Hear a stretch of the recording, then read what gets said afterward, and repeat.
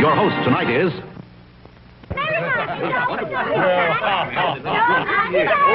that's very nice. Dear relatives and friends, inasmuch as I have heard various and nefarious rumors that my dear wife and my sweet sister-in-law, Sue, that we have been drumsticking and ham-hocking to excess at your various homes over the holidays, I hereby retaliate by inviting all 36 of you to our house 1 year from today for a big turkey and ham dinner on Thanksgiving. He's a jolly good fellow, for he's a jolly good fellow, for he's a jolly good fellow, which nobody can deny. Montgomery, why in the world did you issue an invitation like that? Look, a year from now, they will have forgotten the whole invitation. We haven't got the money to feed 36 relatives. Why, you big blabbermouth, you never should have had that second glass of clam juice. Which nobody can deny.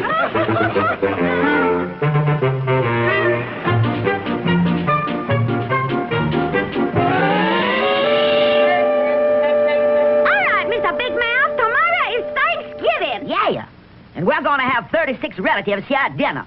Thanks to you shooting off your mouth a year ago. What do you intend to do about it? Well, there's only one thing to do. Put up the quarantine sign and hide under the bed again. I know they're going to be hungry, but I don't think even they will wade through the bubonic plague to get to the giblets.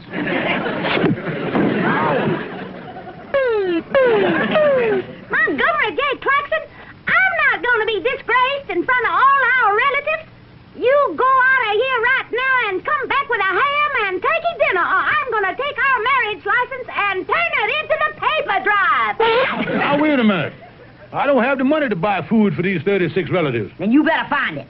Because on Thanksgiving Day, this house is going to be filled with warmth and love and southern hospitality if I have to break every bone in your body to get it.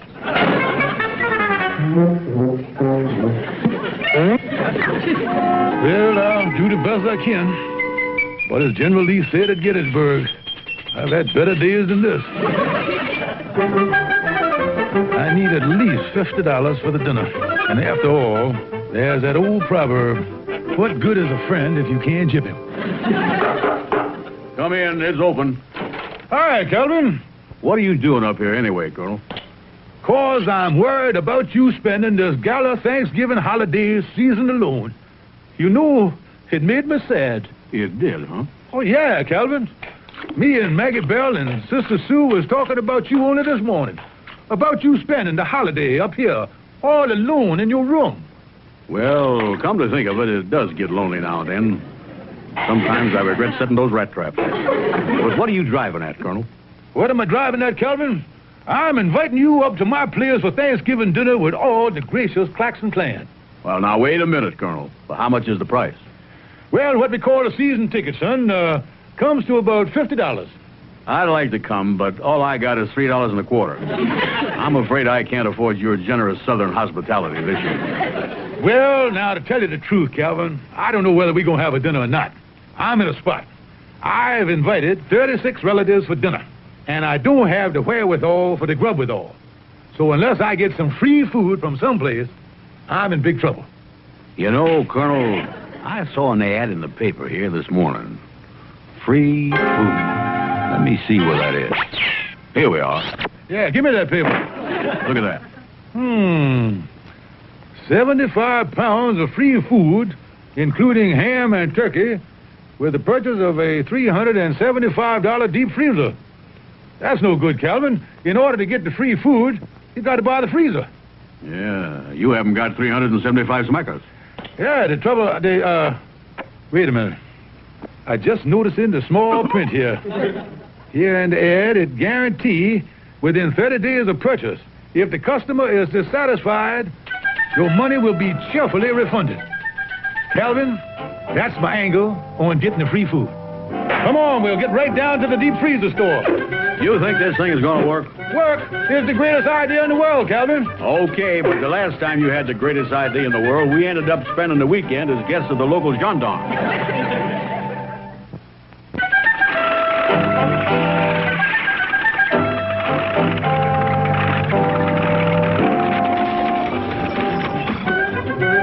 Well, here's the store, Calvin. Now, explain to me how we're going to get this free food. Now, look, Calvin.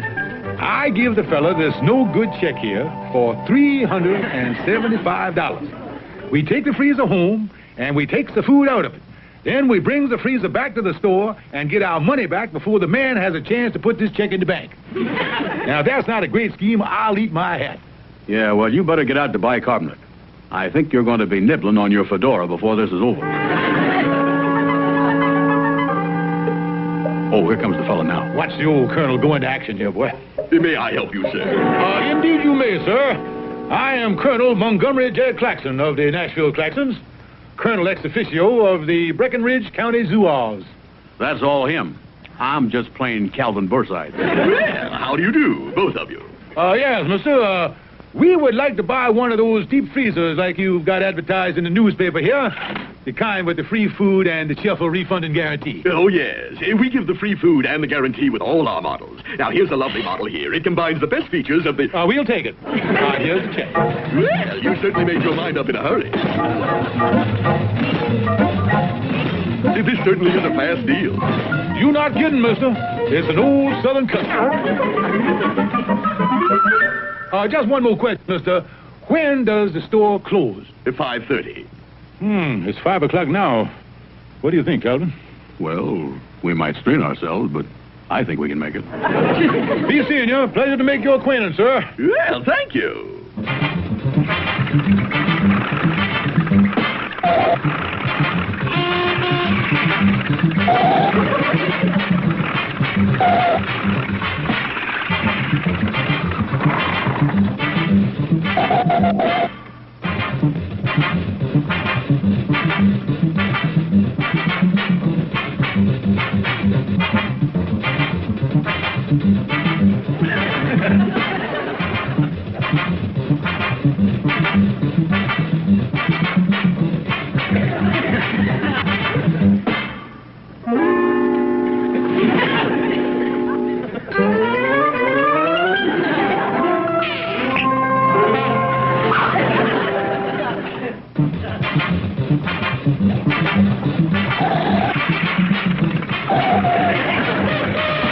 Turkey in the straw, ha, ha, ha. Turkey on the table, rah, rah, rah. Watch the door there, Calvin. Watch it now. Yeah, easy does it. Well, we made it. It's only 5:20. Uh-oh. Here comes the fellow that sold it to us. You know something? He doesn't look so happy about the whole thing, neither. Why, Colonel Claxon, what's this? You're bringing the freezer back? Yes, sir. We are dissatisfied with it. You're dissatisfied with it? Just a minute. You picked up the freezer at 5 o'clock, and you're bringing it back now at 5:20? Yeah, we'd have been here sooner, only we got caught in traffic. Look, mister, we want our money back. We are dissatisfied with the freezer. Just a minute. Let me see. You didn't bring the food back. We weren't dissatisfied with that. No, that makes us very happy. Look, mister, we are dissatisfied with the freezer. Now, will you please stop shouting at us and kindly refund our money? I am not giving you your money till you bring back the food. Mister, show us where it says in the paper that we got to cheerfully refund the food. Look, I want that free food back that was in the freezer. Well, why must we bring back the free food if the free food is free with the food freezer? Because the free food is only free with the food freezer if you pay the full fee for the food freezer. Yeah, but if you give the free food with the food freezer... Oh, stop it! Please, look, I want my food back. Now, wait a minute here, sir. It's not your food. It's our food. You gave us free food. It was an inducement for us to buy the freezer. That's the way you run your business. Oh, see here, this is ridiculous. You've got to give me that free food. My dear sir, we are not in business to give away free food. No, the colonel's right. That's your racket. Yeah, if you want any free food, go out and buy your own freezer. No, I don't want any free food. And we don't want to give you any, so what are you arguing about? Look here, I've got to have that food back. You want to take our free food away? That's right. All right. Well, now let's analyze what you're doing here. You want to take something away from us that is free. Free like the air we breathe. Like the liberties we enjoy. Like the freedom of speech. Like the freedom of the press. The freedom to vote and salute the flag. Mister, no one can take away these rights from us. What kind of an un-American joint are you running? Well, now that you put it that way, what am I talking about? It's my own food. Look, I want that frozen food and that ham and turkey back here by tomorrow morning, or I'm turning this whole thing over to the police. You mean that you would bring the police into a thing like this? I certainly would. Well, that's all I want to know. I'll have the food back the first thing in the morning. Come on, Calvin. Looks like these guarantees don't mean anything anymore. What you gonna do now, Colonel? Only one thing I can do, Calvin.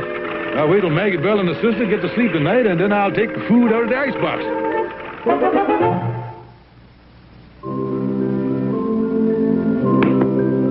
Isn't it wonderful, Sister Sue? We're going to have a wonderful Thanksgiving dinner when all the relatives come tomorrow. That big ham and that beautiful turkey. Yeah, we must be careful that between now and in the morning some sneak thief don't come up here and clean out the icebox. Well, if they're going to make off with our ham and turkey, they're going to have to climb another 2 flights of stairs. Well, of course, if the people, what was that? Montgomery, our icebox wasn't big enough to hold all that food, so Mrs. Conway on the top floor volunteered to keep the frozen food and the ham and the turkey upstairs in her icebox. Yeah. And I don't think any sneak thief's gonna bother it up there, because Mrs. Conway's husband is a police sergeant. Excuse me, I think I'll go out in the kitchen and sharpen up the carving knife. Why do you want to do that?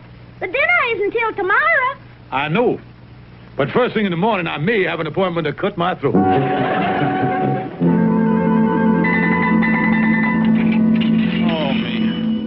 I gotta get that food back in that store by tomorrow morning, or I'm in a mess.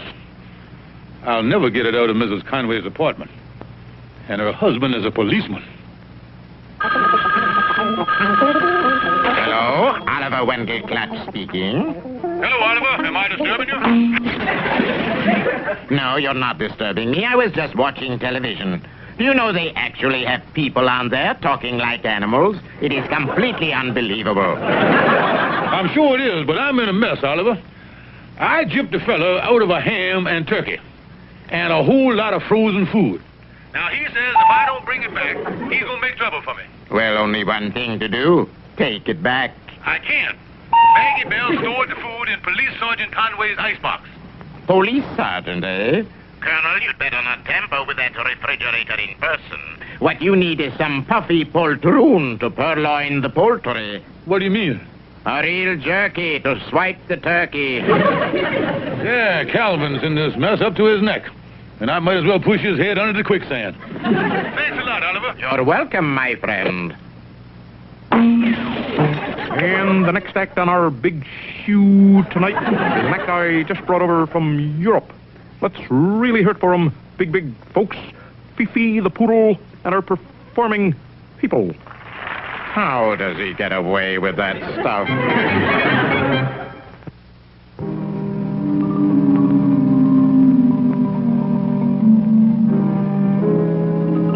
Now listen, Calvin. This is the roof of the apartment house, and the Conway's apartment is on the top floor right underneath where we are walking now. Oh, golly, Colonel.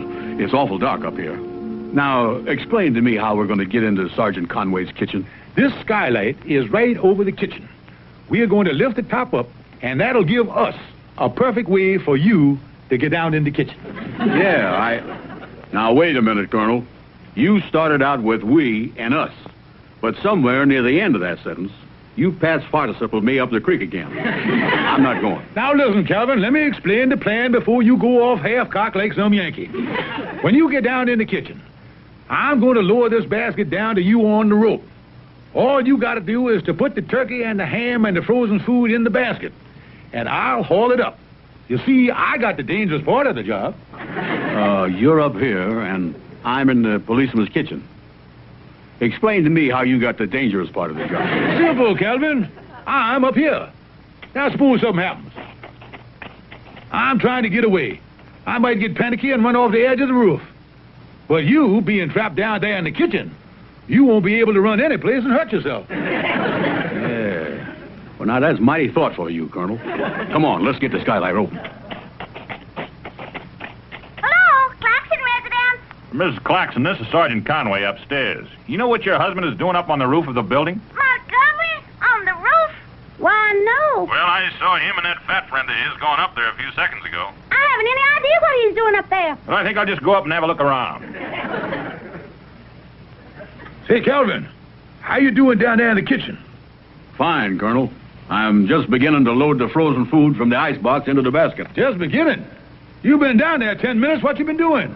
Making myself a pot roast sandwich. I wonder where he keeps the ketchup. Listen, you dummy, keep your mind on your business. You want that policeman to catch us? Yeah, I'll go out the back window and come up the fire escape. Boy, it sure is dark up here. Well, anyway, it's working fine. Sergeant Conway must be out. Things are... Footsteps. Sound like somebody walking on the roof here. Oh, it's Calvin coming up to help me with the rope. Sounds like he stopped walking. How you doing up there, Colonel?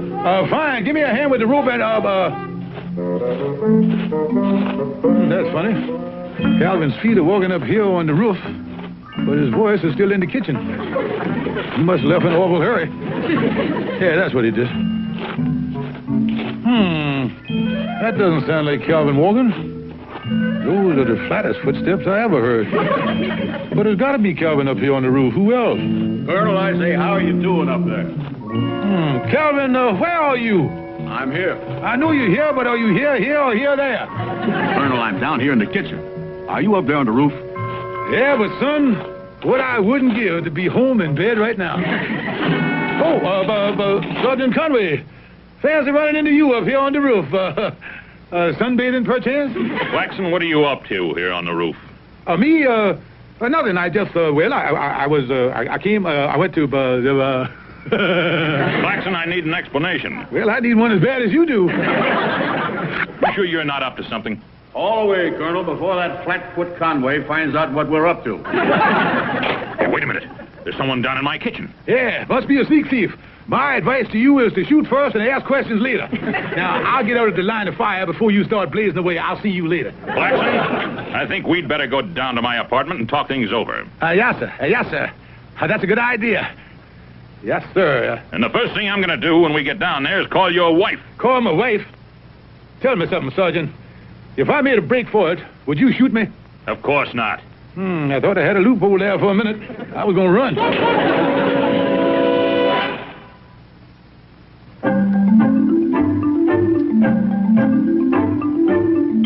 That's the whole story, Myrtle. Sergeant Conway caught us breaking into his kitchen. Oh, that's a shame. But what did Maggie Bell say when she found out? Oh, Maggie Bell doesn't know anything about it. The colonel pleaded with the sergeant not to tell her. Yeah, well, what's he going to do about the man in the frozen food store? The colonel's going to stick to his guns. I'm meeting him at the deep freeze store in an hour. After all, the food was free, and that's that. Well, I still think the man's going to want the food back. The colonel says he doesn't care what the man says. The colonel guaranteed me that we're going to have a wonderful Thanksgiving dinner. Have another slice of ham. Didn't I tell you, Calvin, we'd have a lovely dinner on Thanksgiving? I like the dinner all right, but the judge says we're going to have to spend 5 more days in this iron deep freeze.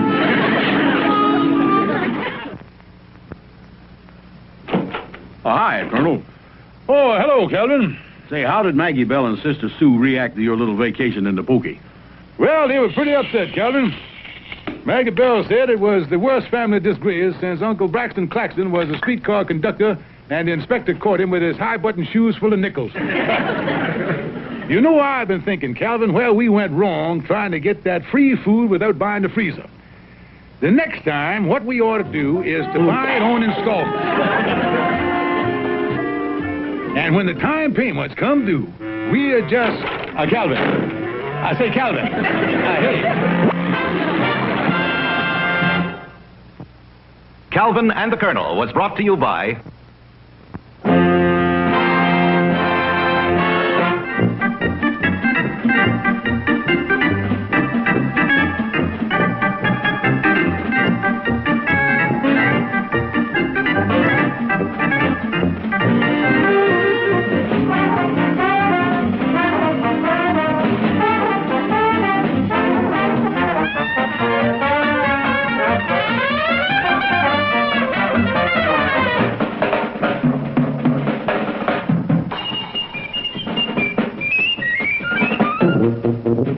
Thank you.